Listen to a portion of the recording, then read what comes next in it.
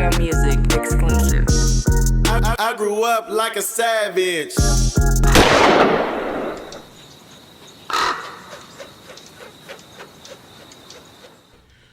One, two, one, two. You now rocking with the No Vultures podcast. You got me, myself, Lord Rab. You got OG Clee going away on a vacation. Free OG Clee. You got Corner Barber. What it do? What it do? And today we got a very, very, very, very special guest, man.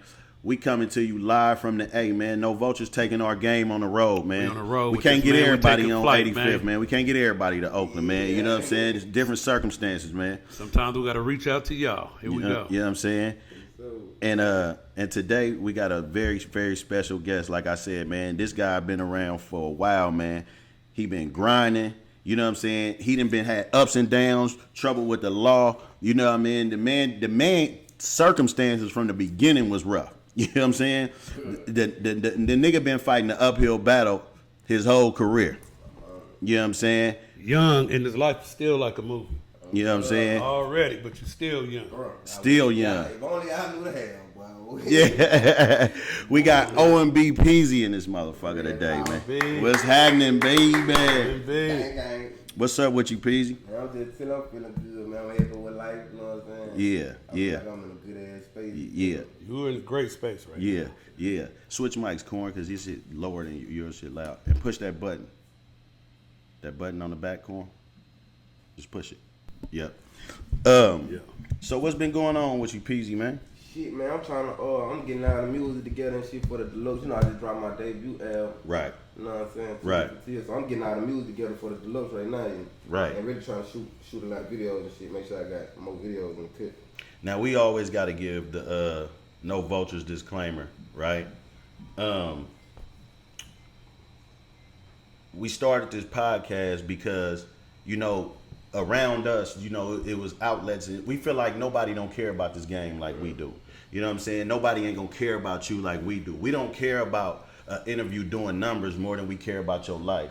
We don't care about, you know, we wanted Peezy with the first song because he impacted culture. We don't care now because Peezy had an incident or make the blogs in the wrong type of manner. Yes, sir. That ain't our style. You know what I'm I saying? love that shit, man. You know what I'm saying? Not with the culture vulture shit. Not, I love that you shit. know what I'm Not saying? with the culture We vulture. not with that shit at all. You know what I'm saying? Shit, though. We So- don't want beefs. Yeah, no. We ain't trying to incite it like you got issues with that nigga over there. Like, No, right. We not the we not the journalist police, interrogators. Nah, not at all. We're not they doing be, that. I swear to God, they what they do, right?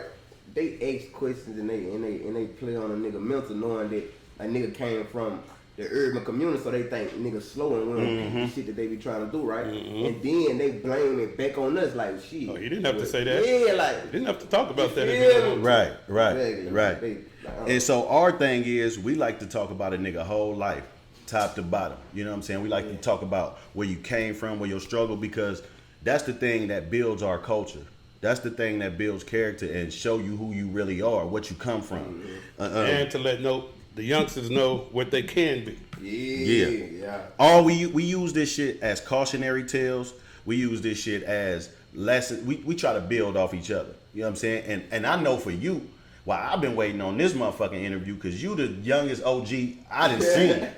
You know what I'm saying? Definitely got an OG soul, right? Peezy is the old young nigga for sure, for Like sure. I've been here before. Yeah, so, for sure. You know what I mean? So we had to tap in with you, but Mobile. How was that like, man? Coming up in Mobile.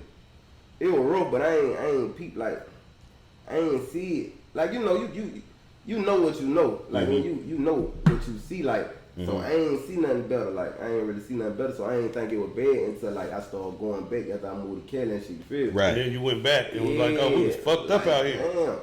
Like before I moved to Cali, like the day before I left, we was staying with my auntie. I'm talking about the house flooded, like flooded, like you feel me, to where you're down there rather sleep outside and it raining outside, you feel me, like I'm talking about mildew, all type of shit. Right. And I ain't really peeping until like I got older and started thinking like, damn, it was really flooding in that motherfucker. Like, Yeah.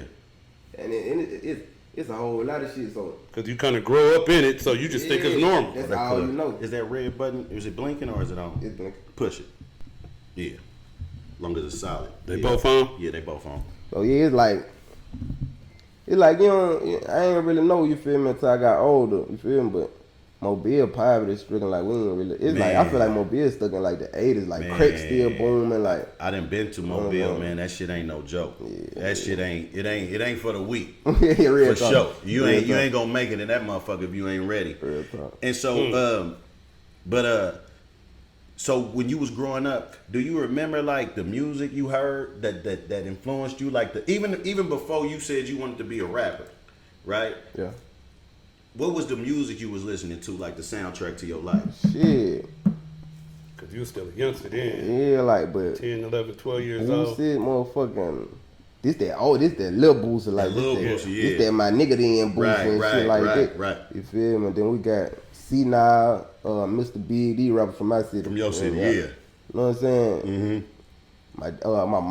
My grandma and my auntie, they used to listen to a whole lot of blues, like Sir Charles Jones, shit like that. You feel me? I know about Sir Charles Jones. Like, That I grew shit up on a whole lot that of shit like must have that made you musical though, cause your cadences and your melodies is yeah. different. Then I grew, like my whole like on my mom's side, like all her brothers pastors and shit. Like they got churches and shit. Okay. So I always was in a church environment type shit. You feel me? Like, Choir? Was you singing? I tried to sing in the choir, but yeah, it wasn't. See, that's the shit that I like the young niggas to hear. You know what I mean? Because when the young niggas hear that, when you hear Rod Wave, when you hear you say that, when you hear Mo 3, rest in peace, say that means something, man. That substance, that means you come from something. It don't mean you know weak, nigga. Like you know what I'm saying? You went to church. Ain't nothing weak about church. You know what I'm saying? Nigga, I pray every motherfucking night, every morning if I ain't too high. Right. Excuse me, God. If you don't so good, but sometimes I be too low to fall asleep. Right. But everybody foundation come from some kind of church background. Exactly, like bro, God number one before anything in my life. I don't give a fuck what nobody say. Believe that, yeah. And I think that if people more tapped into their spiritual side, I've been using this analogy lately, right? Especially with niggas and bitches. I've been using this, like what would grandma do or what would grandpa do, right? Because a bitch can't get my respect, right? Grandma wouldn't go to church with the skirt on without the stockings. On my mama though. And without if you ain't wear no stockings, you damn near was a prostitute. My grandma ain't wearing no, my aunties now, that shit ain't wearing no jeans to church. Like none of that they shit. straight dresses and shit. Like they ain't showing they figure, none of that. None of that shit. And that dress gotta have a slip up under there to make sure that sun ain't showing up. Yeah. They don't know about that. They don't know about that shit, man. And you from Orange Grove. Yeah, I'm Orange Grove Project. Orange Grove Projects. And how many projects out there? Shit, you got Orange Grove, you got Roger Williams, you got Birdville, you got Baltimore Project, you got Happy Hill Project. That's all on one side of town, or is No, they spread it out. Okay. They spread it out. Shit. But Mobile so small, it's like everything. on top of each other? Yeah, still. everything. You Now, can is ride it through like every other city in the South or in the Midwest where that either that Chicago, New York influence, maybe Crips and Bloods, Vice Lords, did they all come down to Mobile too? Oh shit, we got Bloods. Bloods? We got Bloods. I don't know too many Crips shit, but we got GDs and shit too. GDs, yeah. We got GDs and How shit. far is that from Arkansas? I don't know. Is that hella far? I don't know. How far that shit is, I ain't got my map together, but I know they was banging in Little Rock. Yeah. Like 7, 8 hours? Oh, I ain't know Seven, that. kind of far. Oh, it probably reached over there then for sure. Yeah, it for sure though. Like, what was like the main hustle though in the hood? Crack. Yeah, and see that's rare. Selling crack. Still to this day, huh? Yeah. See, it's like crack. It's still like 85 in some places. Yeah. I mean, Like, they I ain't gonna still lie. getting money. You know, it's still like I ain't gonna lie, it's still. Yeah, I'm talking it's deep. You know, houses and shit like 5,000 a night, 2,500 a night type shit. Crack houses. I'm talking about. That I didn't even think that shit was still possible. Man, on my mama though, right now, as we speak. I didn't think that shit was. If the other shit reached down there, if you know that, what was we talking about in the car earlier, that spice shit? Yeah, they call it Mojo. Mojo. They call it shit. Joe in my city, Mojo. Ooh. Y'all ever seen them videos on the internet where the nigga tripping in the street? Going crazy. Yeah, Yeah. most of that shit was in Mobile. On my life. shit, On that's I crazy. kid you not. Most of that shit was in Mobile, fool. And how current, like, is that My shit still cousin going was on? on Like, the they video. still, because that shit kind of should have faded out by now, Nah, they right? still smoke Mojo. They still smoking Still Mojo. smoking Mojo.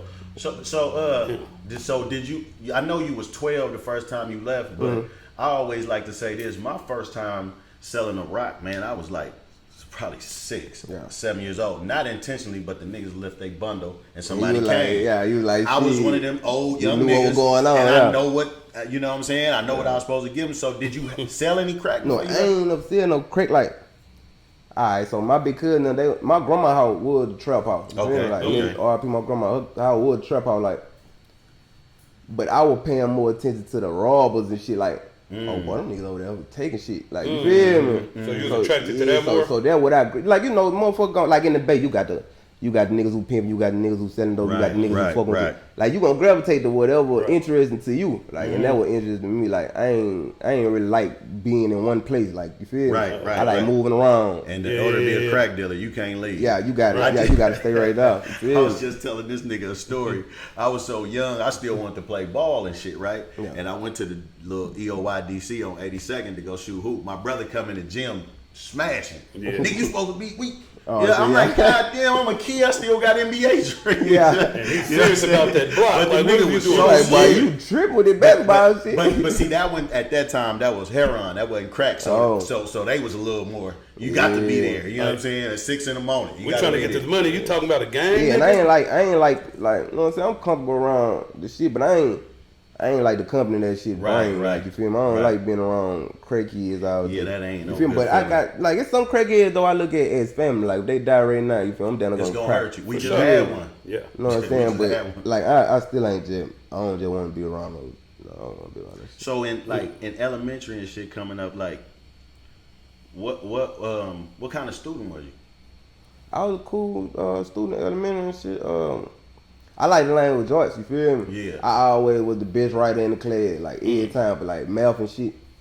Like, I ain't fuck with that math shit. I got in my first fight probably like third or fourth grade and shit like that.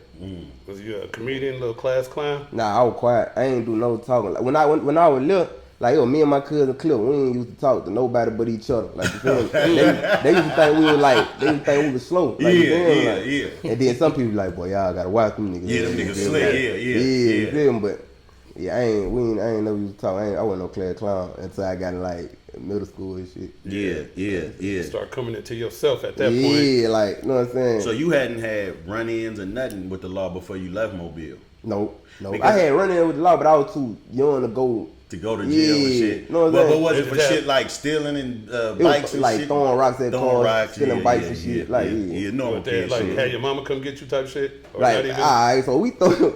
Alright, this one time we throw rocks at car. I always was the slowest nigga. You feel me? Yeah. It got to the point when I was in like high school, like I ain't even run no more. I said, hey, y'all gonna be out here. My mama, like real talk. I always so one time we throwing rocks at cars. We throwing rocks at the cars, and the little girl window down in the back, so we hit her way in the face. You feel me? So boom, her daddy jump out the car with a hammer chasing everybody. So this nigga chased me all the way back to my grandma's house. Fool. I run all the way back home. I ain't do no cut, no nothing. I'm on the main street all the way back to my grandma's house. He take me all the way back to my grandma's house. He get there, he see my cousin them and shit, so he ain't do nothing. He just called the police. They put me in the back of the. They put me and Clem in the back of the police car. I still remember this shit like it was yesterday. Tim at the window like, yeah, yo, we go to jail, boy. I'm like that whole crying. Like, man, I'm like 10. I swear to God, I'm crying and shit. They end up.